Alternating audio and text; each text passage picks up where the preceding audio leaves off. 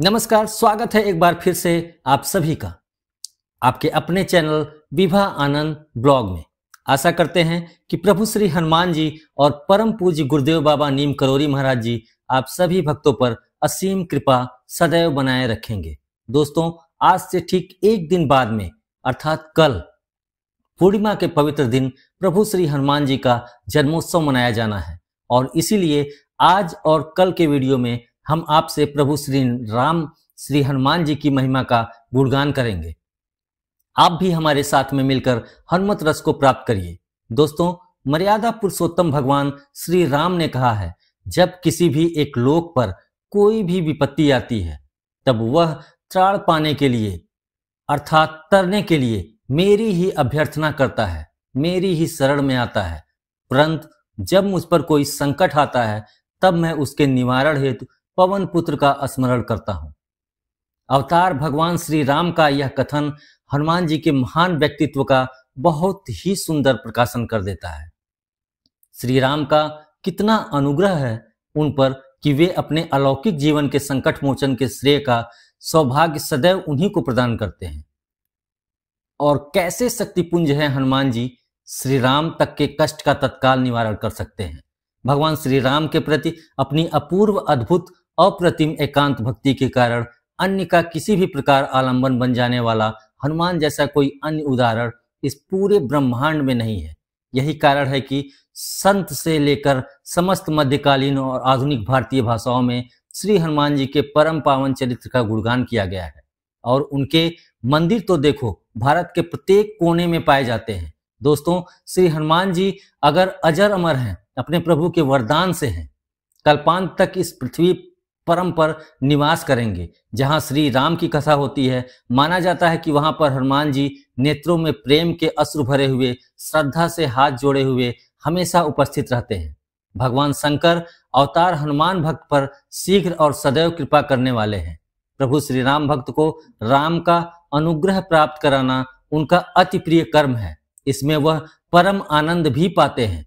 और आधुनिक युग के अंदर एक बार श्री रामकृष्ण परमहंस जी ने हनुमान जी की नाम जप निष्ठा का बहुत बड़ा उदाहरण दिया था। भक्तों को संबोधित करते हुए श्री रामकृष्ण परमहंस ने कहा था कि मन के गुण से हनुमान जी समुद्र लांघ गए। हनुमान जी का सहज विश्वास था कि मैं प्रभु श्री राम का दास हूं और राम नाम ही जपता हूं, अतः मैं भला क्या नहीं कर सकता। उन्हीं सर्वसमर्थ प्रभु श्री राम श्री हनुमान जी का आज हम तहे दिल से गुणगान करते हैं।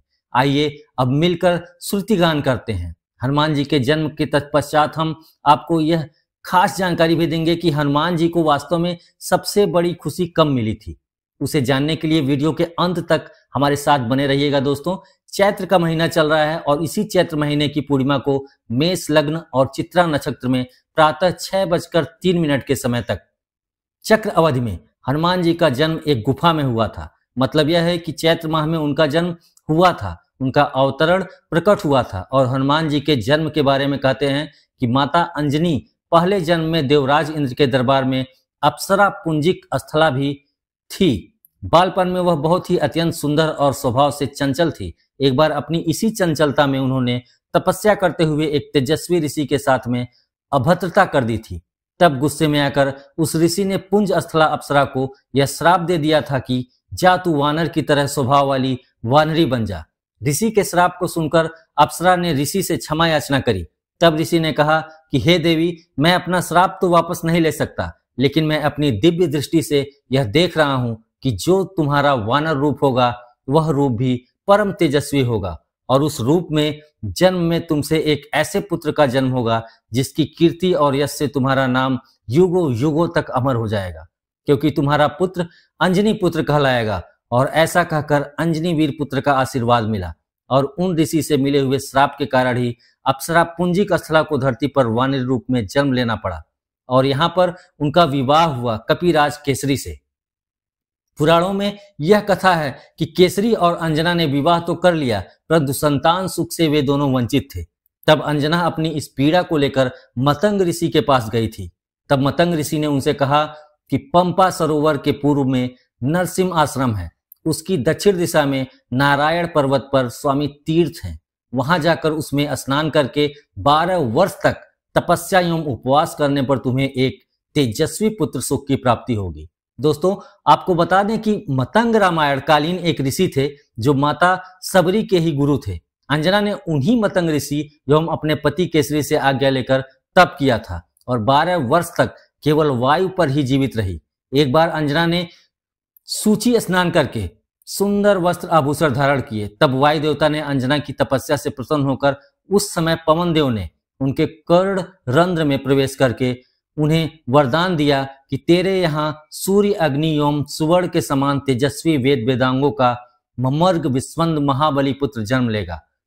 इससे अंजना बहुत खुश हुई और वहीं पर नारायण पर्वत पर भगवान शिव की आराधना करने लगी। और तपस्या करते हुए कुछ कालखंड बीत जाने के बाद जब अंजना भगवान शिव की तपस्या में मग्न थी और शिव की आराधना कर रही थी, तब तपस्या से प्रसन्न होकर भगवान शंकर ने उन्हें वरदान मांगने को कहा।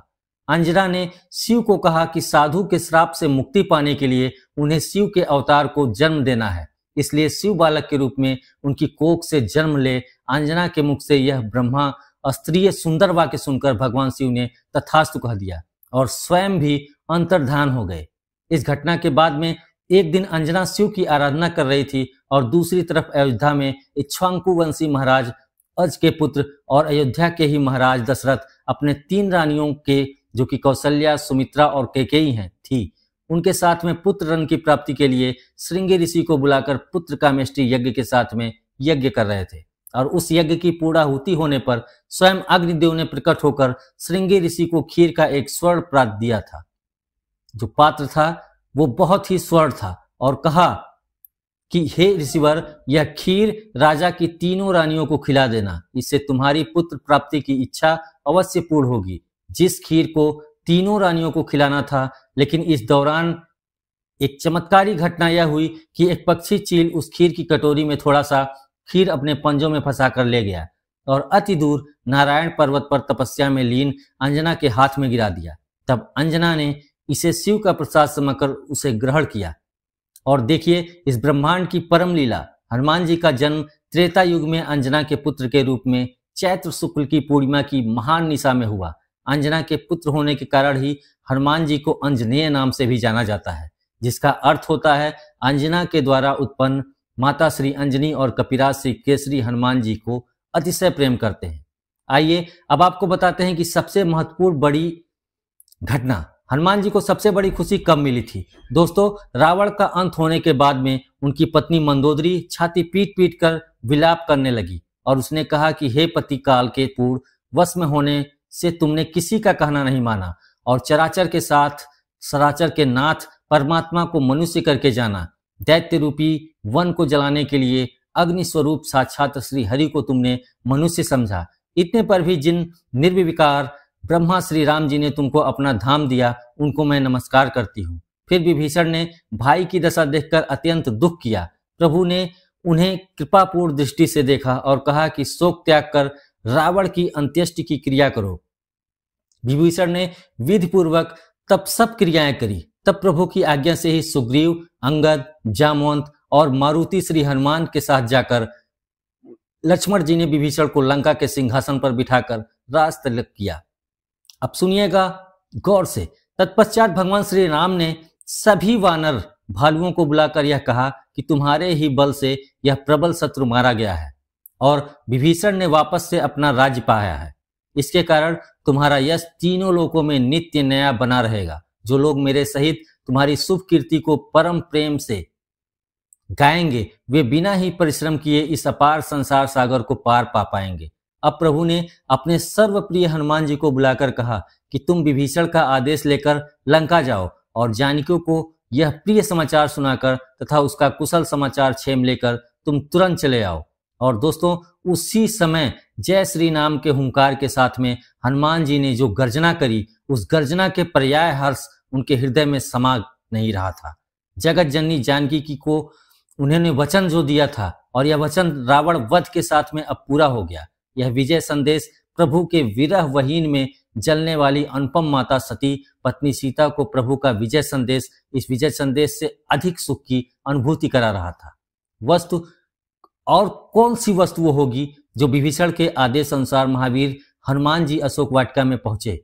माता सीता उसी अशोक तरु के नीचे राक्षसियों से घिरी बैठी थी, जहां पहले पवन तनय ने उनका दर्शन किया था। अब देखिए, हनुमान जी के हृदय में जो उत्साह का बल था ना, उस बल के उग्र वेग से हनुमान जी दौड़ते दौड़ते सीधे माता के चरणों में जाकर लेट गए और अपना मुख और गर्दन माता जानकी के चरणों में रगड़ते हुए हनुमान जी रोते हुए हाथ जोड़कर गदगद कंठ से कहते हैं कि हे माता, असुर राज रावण मारा गया है, विभीषण को लंका का राज्य पद फिर से प्राप्त हो गया है। भगवान श्री रामचंद्र, लक्ष्मण, सुग्रीव और सभी वानर भालू सेना सब सकुशल है। यह कहकर हनुमान जी उठे और हाथ जोड़कर माता सीता के सामने अपना शीश नवाया। जीवन सर्वस्व प्रभु का संदेश पाकर माता जानकी के आनंद की सीमा नहीं थी। उन्होंने कहा कि हे वत्स हनुमान, इस संदेश के सदृश त्रिलोक की अन्य कोई वस्तु मुझे सुख नहीं दे सकती। यह राम का विजय संदेश जो मेरा परम सुख है, वह तुम्हारा भी तो परम सुख है। इस अवसर पर तुम्हें क्या दूं, मुझे कुछ सूझ नहीं रहा। आगे माता जानकी कहती हैं कि तुमने मेरा बड़ा उपकार किया है, मैं तुमसे कभी ऊब नहीं सकती। हनुमान जी ने कहा कि हे माता, मैंने आज निसंदेह सारे जगत का राज्य पा लिया है। जो मैं रण में शत्रु सेना को जीतकर भाई सहित निर्विकार श्री राम जी को देख रहा हूं, यह मेरे लिए नाना प्रकार की रत्न राशि और देवराज से भी बढ़कर है। और क्योंकि मैं तो आपका ही पुत्र हूं, अतः एक पुत्र तो माता से कभी ऊब नहीं सकता। मैं आपके साथ में परम प्रभु के श्री चरणों की बस छांव में पड़ा रहूं और मुझे आपकी सेवा का सुअवसर प्राप्त हो रहे, बस मेरी तो यही लालसा है। मारुति नंदन की श्रद्धा भक्तिपूर्ण विनीत वाणी सुनकर जनक नंदिनी ने प्रसन्न होकर कहा कि हे वीरवर, तुम्हारी वाणी उत्तम लक्षणों से संपूर्ण है, विभूषित है और बुद्धि से अलंकृत है। तुम वायु देवता के प्रशंसनीय पुत्र तथा परमात्मा हो। शारीरिक बल, शूरता, शास्त्र, ज्ञान, पराक्रम, तेज, क्षमा, धैर्य, स्थिरता, विनय आदि बहुत सारे सुंदर गुण केवल तुम में ही हैं। मैं एक साथ तुम्हें विद्वानता है। अंजना पुत्र की प्रशंसा करती हुई माता जानकी ने दुर्लभतम आशीर्वाद दे दिया कि हे समस्त सद्गुण तुम्हारे हृदय में बसे। हे हनुमान, लक्ष्मण जी के साथ में कौशलपति प्रभु सदा तुम पर प्रसन्न रहें। हनुमान जी माता सीता से कौशलपति प्रभु श्री राम का यह अनंत प्रेम पाकर सदा सदा के लिए धन हो गई। दोस्तों, वह जो हनुमान जी प्रभु श्री राम का विजय संदेश लेकर माता जानकी के पास गए थे, वही विजय संदेश हनुमान जी का सर्वोत्तम हर्ष है, जो उनके हृदय में सदा सदा के लिए समा गया। प्रभु श्री राम की विजय, प्रभु हनुमान की विजय, वही संदेश सदा आप सभी भक्त भी अपने हृदय में गुजारते रहिए और नित्य प्रतिपल प्रतिस्फल प्रभु श्री हनुमान जी के प्रेम में हनुमान जी की महिमा का गुणगान यूं ही करते रहिए। आज के लिए हम आपसे यहीं पर अलविदा लेते हैं। मिलेंगे बहुत जल्दी एक और ऐसे ही खास वीडियो के साथ में। तब तक अपना और अपने माता पिता का संपूर्ण ख्याल रखिए और परम पिता प्रभु श्री राम जी का निरंतर गुणगान करते हुए बाबा हनुमान एवं बाबा नीम करोली महाराज जी की निस्वार्थ होकर सेवा करते रहिए। जय सिया राम।